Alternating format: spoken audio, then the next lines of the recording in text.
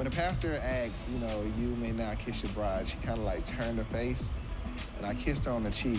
And at that moment, I was like, yeah, boundaries. Boundaries? Or maybe she just doesn't like you, Shaquille.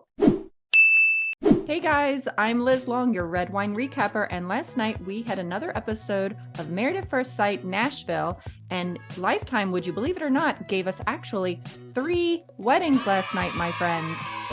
But before we do that, let's get into a little bit of MAFS news first and check out another couple that has bitten the dust, guys. I'm talking about Nate and Stasia from last season. In case you didn't know, let's check out what we learned from the kickoff special. Let me start with you, Stasia. Where's Nate? Nate is no longer around. Yeah, I am divorced. You're done? Mm-hmm. You're ready to move on? Yeah, it's time.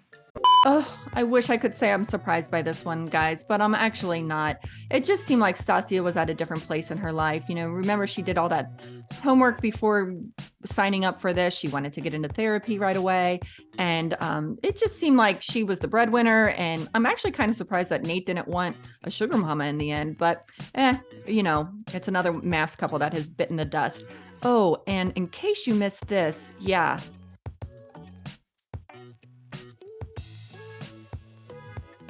Nate and Mindy on New Year's. I don't know if we should read into it or not, but let's get back into the season.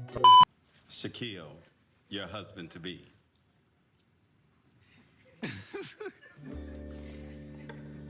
What?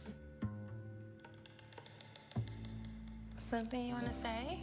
I'm just stunned. You're beautiful. Oh my gosh. Thank you. God knew he was doing what he made you. You may kiss your bride.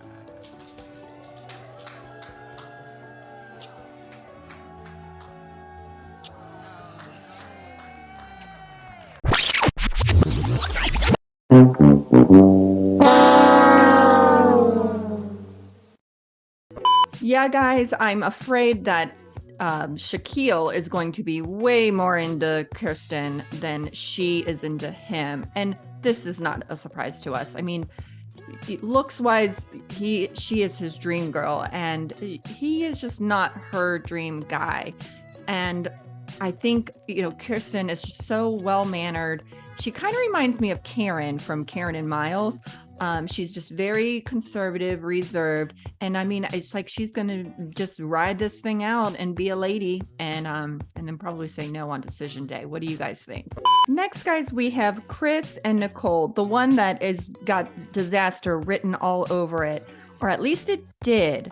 Now, maybe this is actually going to work out. I don't know. It's like he might be too polite to say no, and she is just ecstatic about him being the nicest guy in the world.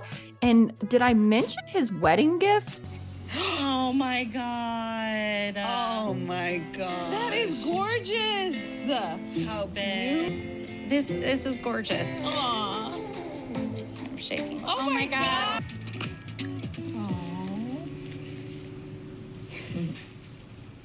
It's a bracelet made of moonstone.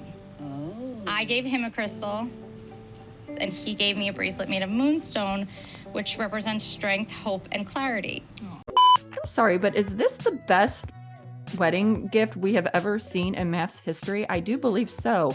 Chris is going to be an excellent, excellent husband. Now, the reason why I'm thinking that this might actually work is because Nicole is self-aware. And what I mean by that is she realizes she might be too much, that she might push him away if she just comes right out with her big, huge personality. And what's more, she seems to really appreciate his sweetness. So that's going to go a long way with this couple. Just remember, Nicole, keep it at an 80. Normally today, I would probably be at 200, but I'm gonna try to be at like 80. 1 minute, 37 seconds later. I wanna know more about his work schedule, more about his dogs, why he moved here from Chicago, who his family is, who his friends are, what he's doing here, what brought him here. Was it work? Was it pleasure? Like, has he dated anyone in Nashville? This is the first time he's ever kissing someone in Nashville. Like, does he have friends here? I wanna kiss him again. Here's hoping. And last but not least, guys, we have the man, the myth, the legend, the guy who slept with count them, 65 partners before signing up for Married at First Sight. I'm talking about Clint, the guy who wore the suit. It looks like he's a guest to his own wedding. I'm 40 years old, and I would say I've slept with 65 partners. But at the end of the day, I just haven't found Mrs. Right. Clint is marrying Gina. She looks gorgeous. She's our salon owner. And to me, this couple is either going to clash or they're going to actually work on some weird level. And, you know, Clint, he looks like Chuck Norris, is it? He looks like Chuck Norris, but he's got a little bit of a confidence about him, enough of a little bit of a swagger that, you know, he had Gina saying this. He has a nice wave to his hair, which is super sexy. I'm excited to just have fun and get to know him.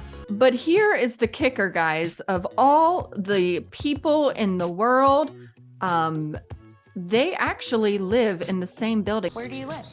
Downtown. I rent a high-rise condo. Okay, which high-rise condo? 505. I'm at 505. No way. Yeah. That's so... Okay, I thought you might have looked a tiny bit familiar. You know, I wonder, did Gina see in the elevator maybe Clint going up with his lady friend 2 weeks before he was chosen for this? You know, the things that make you go, So that about does it for this week, friends. And I look forward to recapping our next 2 weddings with you next week. Let me know who you guys might have been surprised by this week. And I'll see you next time. Bye-bye.